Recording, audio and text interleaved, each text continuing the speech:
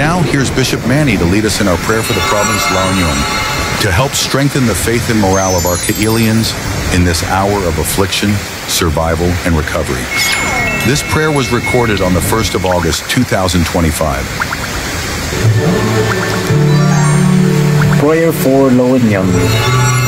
Panalangin para sa lalawigan ng La Union. Kararag para iti probinsya ti La Union.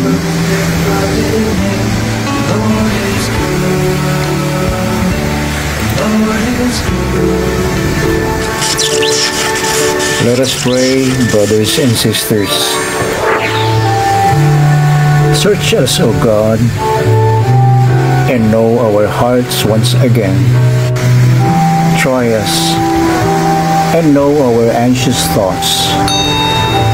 If there is any wicked way in us, and certainly nothing can be hidden from your all-seeing eyes, we humbly seek for your forgiveness, and cleanse us by Jesus' precious blood to help us walk in righteousness and peace that leads to everlasting life. Thank you for forgiving us and for accepting us into your heavenly family as your dear children by our faith in Christ. Ama naming banal, Ikaw ang Diyos na walang simula at walang katapusan. Ikaw ang Diyos na lumikha ng langit at ng lupa. Ikaw ang Diyos na lumalang sa lahat ng bagay at sa sangkatauhan sa pamamagitan ng iyong salitang makapangyarihan. Sa oras na ito, kami po ay minsan pang dumudulog sa trono ng inyong awa at pagpapala. Kami po ay nagkakaisa na ilapit sa inyo ang kalalagayan ng aming mahal na probinsya ng La Union. Kami po ay naniniwala, ayon po sa inyong banal na salita, sa aklat ng mga propetang Jeremias at Isaias, that nothing is too hard for you to do, that nothing is impossible with you, and that no one can oppose what you do. Thank you, Father God, for watching over us and for listening to our earnest prayers and petitions. We ought to thank you for whatever is happening in our lives and in our place, because this is your divine will for us who belong to Christ, your Son. For all things work together for our own good, because we love you as we keep your commands. And we know that you have called us according to your purpose. Sa panimulang petisyon ay tinataas po namin sa inyo ang mahigit sa 36,000 pamilya o mahigit sa 100,000 mamamayan na kailangang lumisan sa kani-kanilang tahanan dito sa aming lalawigan. Bunsod po sa pagragasa ng mga nagdaang bagyo, lalo na po sa bagyong Emong nito lamang nakaraang linggo, at mahigit po sa 300 na kabahayan ang kumpirmadong nawasak ng tuluyan. Batid mo, Panginoong Diyos, ang tinatayang mahigit sa 100 milyong pisong halaga ng mga nasirang infrastruktura, 6 na milyong pisong halaga ng mga nasirang pananim, at mahigit sa 86,000 pisong halaga ng mga livestock. Lubhang napakahirap tanggapin sa kalooban, Amang Diyos, ang pagkawasak ng kabahayan at kabuhayan ng aming pong mga kailyan.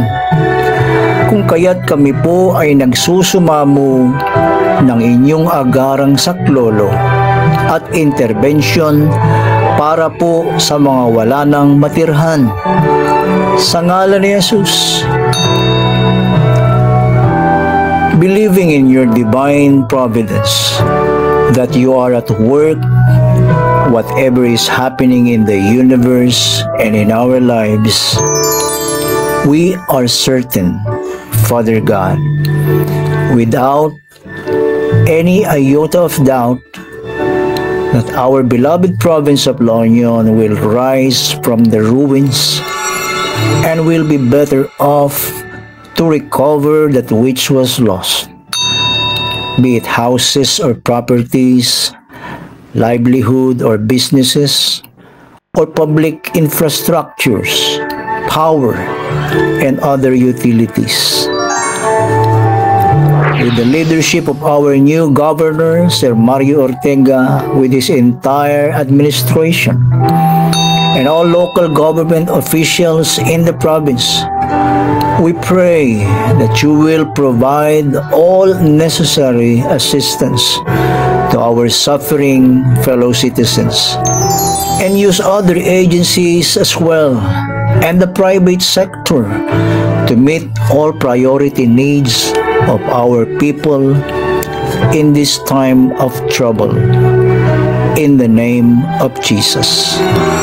Maraming salamat po, Ama naming Diyos, sa lahat ng tulong na dumating at darating pa hanggang sa muling makabangon ng iyong mga anak at lahat ng aming mga kailian sa lalawigan.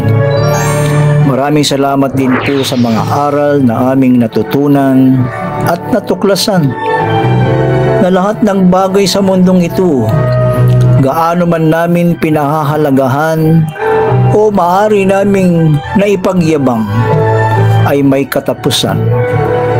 Masisira, ngunit maaaring mapalitan. Salamat po, Panginoong Diyos, sa pagpapatibay ng aming pananalig at pananampalataya sa inyo, at pagpapatunay na kung wala ka sa aming buhay, ay wala po kaming magagawa. Binabalik po namin sa inyo ang karapat-dapat na papuri at pagsamba at pasasalamat, dakilang Ama.